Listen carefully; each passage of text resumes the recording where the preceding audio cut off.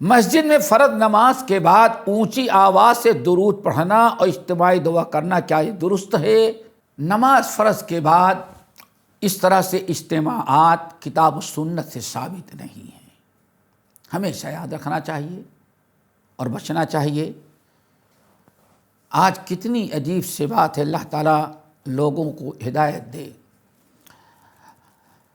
مسجد میں فرض نماز کے بعد ہر آدمی کی اپنی اپنی ضرورت ہوتی ہے، کسی کو جانا ہے، کسی کو قرآن کی تلاوت کرنا ہے، ذکر اذکار ہیں، اپنی ذکر اذکار دعاؤں کو پڑھے، اپنی انفرادی دعا مانگے۔ یہ اجتماعی دعا جو ہمارے یہاں رائج ہے، اس کا ثبوت کتاب و سنت سے نہیں ہے، کتاب و سنت سے نہیں ہے۔ اس مسئلے کو ذرا اچھی طرح سے سمجھیں کہ نبی صلی اللہ علیہ وسلم کے بارے میں آتا ہے، سلام پھیرنے کے بعد صحابہ مسجد میں رہ جاتے تھے، نبی علیہ السلام اپنے گھر میں چلے جاتے تھے۔ تو اجتماعی دعا اللہ کے رسول نے مانگی کب؟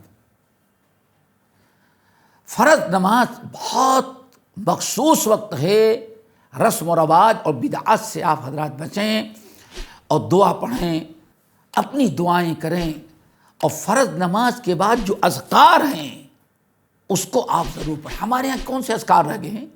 ایک چھوٹی سی بات ہے، اب تجربہ کریں۔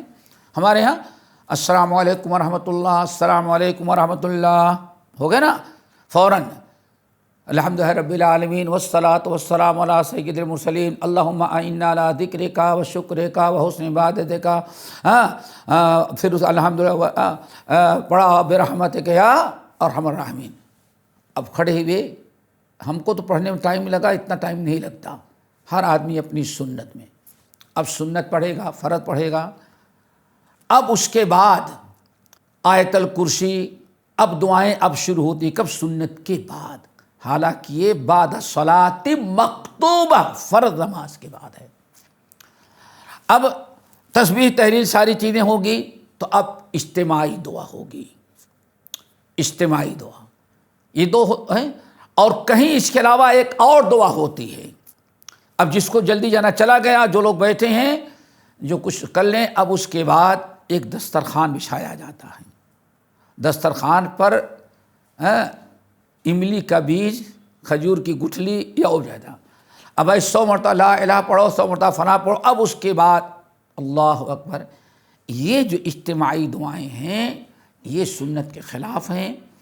آپ تھوڑا سا ہم جو بتا رہے ہیں ذرا اس کو غور سے سنیں تاکہ سنت کے مطابق آپ دعا کریں۔ نمبر 1، نبی صلی اللہ علیہ وسلم سلام پھیرنے کے بعد استغفر اللہ 3 مرتبہ استغفار کرتے، پھر آپ دعا پڑھتے اللہم انت السلام ومنک السلام تبارکت یا ذا الجلال والاکرام، اور ہے لا نعبد الا اياه لا الہ الا هو وحدہ لا شریک، بہت ساری چیزیں ہیں، ان کو پڑھتے۔ پھر آیت الکرسی، تینوں کل،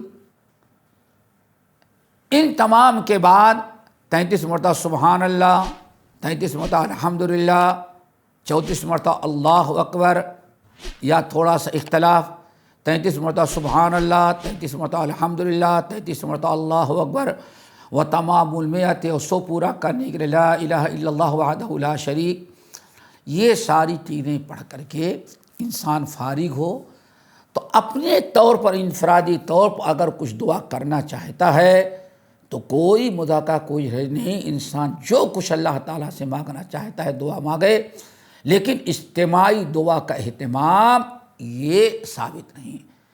اور اگر کبھی کوئی حالات کچھ ایسے ہو گئے ہیں، ملک کے، مسلمان امت کے، قوم کے، دشمن کا حملہ یا کوئی اور معاملہ ایسا ہے جیسے سیلاب ہے یا کوئی بلا آفت ہے، تو اگر کبھی کبھار اجتماعی دعا مانگ بھی لے گا تو انشاءاللہ کوئی مذاکرہ، کوئی حرج نہیں ہے۔ باقاعدہ پابندی اور اس کو نماز کا ایک حصہ قرار دے دینا یہ بہت ہی بڑا گناہ ہے۔